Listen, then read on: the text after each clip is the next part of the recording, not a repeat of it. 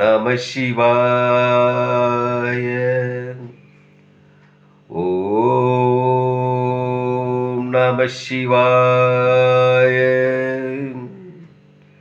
ஓம் நம சிவாய.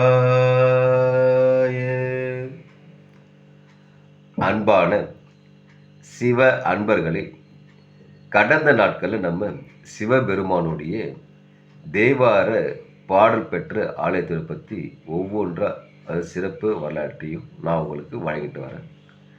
அந்த வகையில் நம்ம இன்னைக்கு பார்க்க போகிற ஒரு ஆலயம் ஒரு தேவார பாடல் பெற்ற சிறப்பு வாய்ந்த ஆலயத்தை பற்றி தான். இந்த ஆலயம் எங்கே இருக்குன்னு பார்த்தீங்கன்னா, தமிழ்நாட்டில் தஞ்சாவூர் மாவட்டத்தில் ஆலங்குடி என்ற ஊரில் தான் அந்த ஆலயம் அமைப்பெற்றிருக்கிறது. இங்கு இறைவன் பார்த்தீங்கன்னாக்கா ஆபத் சகாயேஸ்வராவும் காசி ஆராயணேஸ்வராவும் உற்சவர் தட்சிணாமூர்த்தியாக நமக்கு காட்சியளிக்கிறாங்க. அது மட்டும் அல்லாத தாயார் பார்த்தீங்கன்னாக்கா ஏழ்வால் குழலியாக நமக்கு காட்சியளிக்கிறாங்க. தலவிருட்சம் புலை எனும் செடியாக நமக்கு விளங்குது. தீர்த்தம் பார்த்தீங்கன்னாக்கா பிரம்ம தீர்த்தம், அமிர்த புஷ்கரணி தீர்த்தம், காவிரி தென்கர தலத்தில் இது 98வது தலமாக பார்க்கப்படுது. தலச்சிறப்பு என்னன்னா, இங்கே மூலவர் ஆபத் சகாயேஸ்வரர் வந்து சுயம்புலிங்கமாக நமக்கு காட்சியில் மிக சிறப்பு. அது மட்டுமல்ல, இந்த ஆலயத்துக்கு குரு தட்சிணாமூர்த்தி தலம்னு சிறப்பு பெற்று விளங்குது. இங்கே யாரெல்லாம் வந்து வணங்கியிருக்கிறாங்க பார்த்தீங்கன்னாக்கா, விஸ்வாமித்திரர், முசுகுந்தர், வீரபத்ரர் வந்து பூஜை செய்த தலமாக இந்த தலம் பார்க்கப்படுது. அது மட்டுமல்லாத அம்பிகை வந்து இந்த தலத்தில் வந்து தோன்றி தவம் செய்து இறைவனை வந்து திருமணம் புரிந்து கொண்ட தலமாகவும் இந்த தலம் பார்க்கப்படுது.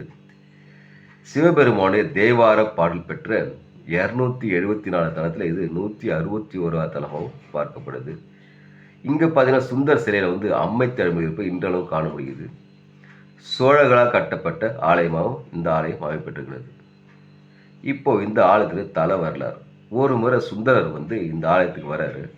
வரும்போது பார்த்தீங்கன்னா வெள்ளாற்றில் வெள்ளப்பெருக்கு பயங்கரமாக போகுது. ஆனால் இவர் சிவபெருமானை தரிசிச்சு ஆகணும். அப்போது ஆபத் சகாயேஸ்வரராக வந்து சுந்தரரை காக்கிறதுக்காக சிவபெருமான் வந்து ஓடக்கரராக வந்து சுந்தரர் வந்து கரையேற்றி விட்ட காட்சி இருந்த ஆலயம் இந்த ஆலயம் பார்க்கப்படுது. அப்படி வரும்போது பார்த்தீங்கன்னா, அந்த ஓடம் வரும்போது நிலை தடுமாறு பாறையில் மோதும்போது ஒரு விநாயகர் வந்து அந்த ஓடத்தை காப்பாற்றுறாரு. அதனால் பார்த்தீங்கன்னா இங்கே காத்த பிள்ளையாராகவும் இங்கே பிள்ளையார் விளங்குவது மிக சிறப்பாக பார்க்கப்படுது. ஒவ்வொரு ஆண்டும் மாசி மாதம் வியாழக்கிழமை மட்டும் குரு பகவானுக்கு சிறப்பு அபிஷேகம் நடப்பது மிக சிறப்பு. ஒரு காலத்தில் பாசி படியாத தாலிக்கயிறு கூட மாசியில் வந்தால் மாத்திரக பெண்கள் என்று சிறப்பு பெற்ற ஐதீகம் இங்கே இருக்குது. அது மட்டுமல்லாது இங்கே மாங்கல்ய பாக்கியம் நிலைத்து நிற்க வந்து ஐதீகம். குரு பலம் வந்து இருப்பவர் வந்து மாங்கல்ய பாக்கியம் நிலைத்து நிற்க என்பது ஒரு ஐதீகமாக பார்க்கப்படுது. இப்போது திருப்பார்கடலில் அமிர்தம் கடைந்த போது தோன்றிய ஆழத்தை வந்து சிவபெருமான் உண்டு அமர்களை காத்து அருளிய இறைவன் வந்து வீட்டிருக்கின்ற இடம் தான் இந்த ஆலங்குடி. அதனால தான் ஆழத்தை தின்று வீட்டிருந்த இடத்துல இந்த ஊர் பேருக்கு ஆலங்குடி என்ற பெயரும் பெற்றது. இந்த ஆலயம் பார்த்தீங்கன்னாக்கா மாதா பிதா குரு தெய்வம் இந்த வடிவில் தான் இந்த ஆலயம் அமைக்கப்பட்டுள்ளது. எப்படி பார்த்தீங்கன்னாக்கா, இந்த ஆலயத்தில் உள்ளே செல்லும் போது பார்த்தீங்கன்னாக்கா முதல் அம்மன் சன்னதியும், பின்பு சிவபெருமானுடைய சன்னதியும், மூன்றாவது பிறகு பார்த்து குருவாக இருக்கிற தட்சிணாமூர்த்தி ஆலயமும் அமைப்பெற்றிருக்கிறது. அப்படி மாதா பிதா குருதெய்வ அமைப்பில் தான் இங்கே ஆலயம் அமைப்பெற்றிருக்கிறது. அதனால ஆலம் தின்று அகிலம் காத்த ஆபத் சகாயேஸ்வரர் நம்மையும் காப்பார். அதனால் அன்பான சிவ அன்பர்களே, வாய்ப்பை ஒரு முறை உருவாக்கிட்டு தஞ்சாவூர் மாவட்டத்தில் உள்ள ஆலங்குடி சென்று அங்கே இருக்கிற ஆபத் சகாயேஸ்வரையும் காசி ஆராயணேஸ்வரையும் உற்சவர் தட்சிணாமூர்த்தியும் தாயார் ஏழ்வால் குழலியை வணங்கி இறையருள் பெற்று இன்புற்று வாழ்க, ஈசனடி சேர்க.